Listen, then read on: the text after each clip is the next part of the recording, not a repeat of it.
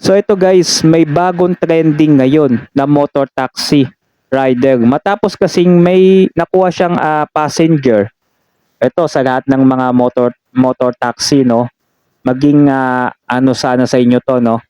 Ito yung isang tunay na dapat ninyong sundin o gayahin kagaya ng ginawa nito. Kaya lang ang problema, itong motor taxi na to hindi binayadan ng kanyang passenger. At tumakbo pa dari-dari at binato pa nga siya ng helmet no? Ito, magiging ano to guys, no? Magiging magandang ehemplo ito. Itong ginawa nitong motor taxi rider na to. Kasi kapag ginaya o sinunod niya yung gusto ng passenger niya, posibleng ikapahamak pa niya. Ito nag-trending to ngayon sa lahat ng social media, no? Panoodin natin na sa ganun makakuha din kayo ng idea at gayahin ninyo to. Kasi ito talaga ang tunay na kumbaga nasa trabaho ka, yan dapat ang inyong sinusunod, no? So ito, panoodin natin kung paano siya tinakbuhan at sabi ng iba dito, modus nga lang daw yung ginawa ng babae na to at baka maisakay ninyo ito, maaalala ninyo yung video na to, no? Ito, panoodin natin yung video. Nura na nga, binato pa ng helmet ang isang rider ng motor taxi na tumanggi sa gusto ng pasahero na mag-U-turn siya para mapabilis ang pagpunta sa drop-off. Ang pasahero hindi pa raw nagbayad ng pamasahe. Saksi, si Jamie Santos. Ikag na mukha nun, di nagbayad Kumakalat sa social media ang isang video na kuha ng isang motorcycle taxi noong February 2. Nangyari raw 5:56 ng umaga, bahagi ng EDSA Corner Ayala Avenue sa Makati City. Sa video, maririnig na nagtatalo ang pasahero at rider ng motorsiklo. Gusto ng pasahero na mag-U-turn ang rider. Dito po Ayala, bawal po mag-U-turn dyan sa Gusto raw ng pasahero na mapabilis ang pagpunta sa kanyang drop-off area.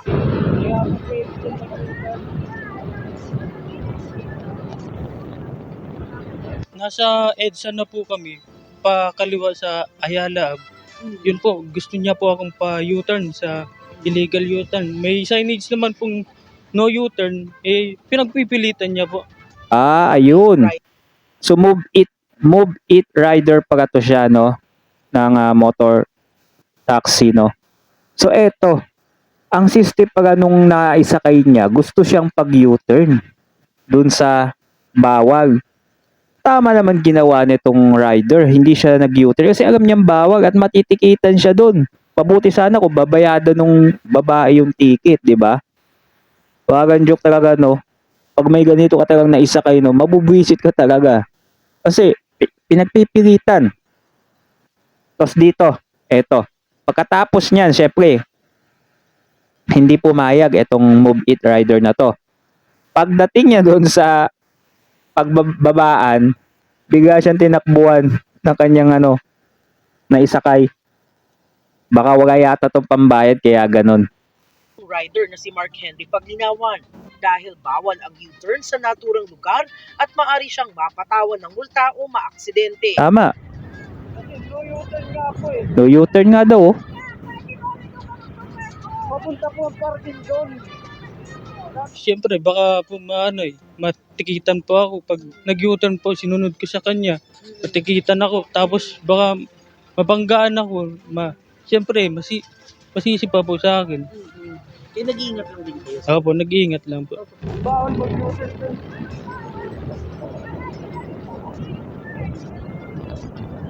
Dahil hindi sinunod, ang pasahero, pasigaw na kinausap ang rider. Minumura pa. Makikita rin na tila aambahan pa ito ng pananakit. Tingnan nyo yung ginawa nitong walang hiyang babae na to. Haambahan pa siya na sasaktan dahil hindi nasunod yung kanyang gusto na mag-U-turn. Samantalang tama naman ang ginawa nitong move it rider. Kasi kung sinunod niya yun, posible na matikitan siya. Mabuti sana kung ang ibabayad sa kanya ay 1,000. Ang ticket 1,000, di ba? Magkano lang naman yata pamasahe niya, baka wala pang 300 pesos yan, di ba? Tapos pinagpipilitan, mawalang hiya talaga itong babae na to, no? Ngayon, trending siya ngayon. Ewan ko kung ano ginagawa niya, baka di nagawagabas ang bahay yan, yung babae na yan. Kaya etong gayahin ninyo guys, no, sa mga motor taxi driver o rider, gayahin ninyo to, sundin ninyo yung nasa batas, no? Huwag kayong papayag na sundin yung pinapagawa sa inyo na alam nyo mali, di ba? Gawin nyo yung tama para maging kagaya din kayo nito. Mukhang bibigyan to ng ng pagkilala itong rider na to. Pagdating sa babaan, Ayun, tumakbo. Yun nga po, binato ako. Binato siya ng helmet. Hanggang mura. Yun. Tapos tumakbo. Pagkababa, binato sa akin yung helmet. Yun, sabay takbo. Nag 1, 2, 3 na po. 1, 2, 3. Hindi po nagbayad. dahil sa insidente, aminado ang rider na naapektuhan siya at nahirapang ipagpatuloy ang pamamasada. Na-trauma ako. Hindi po ako makapag-focus mag-drive. May sumunod po ng mga pasahero. Mga 3 pasahero. Sa pahayag ng Move It, kinilala nila ang kanilang rider partner sa paninindigan sa pagsunod sa batas trapiko Tama. at tiniyak na makakatanggap ito ng karampatang pagkilala. O, ayan, di ba? Iniimbestigahan Sa naging experience nung rider, may 3 pa daw siya na may sasakay sana. Mukhang nag-alangan na siya, naapektuhan, na trauma. Kawawa talaga yung rider, no? Isipin nyo, tinakbuhan, binato pa ng helmet. Kung nabasag yung helmet, di gastos na naman sa kanya yon, di na nga siya binayadan. Dapat itong babae na to, mahuli to at kasuhan no? Kasuhan niya, nag 1, 2, 3 ba naman, hindi nagbayad Putak-butihin ko, walang pambayad yan, mga ganyang, diskarte nila. Kawawa talaga kapag natapat talaga yung mga ganitong klaseng tao sa mga nagtatrabaho ng maayos, di ba? No? Sipin nyo, tinakbuhan siya, hindi siya binayadan. Tigahan na ng kumpanya ang insidente. Payo nila sa publiko kung makakaranas ng kaparehong sitwasyon, makipag-ugnayan agad sa kanilang official channels o gamitin ang report and issue feature sa app upang makapagbigay sila ng agarang tulong at aksyon. Ilang motorcycle rider na aming nakausap, nakaranas na rin daw ng ganitong insidente.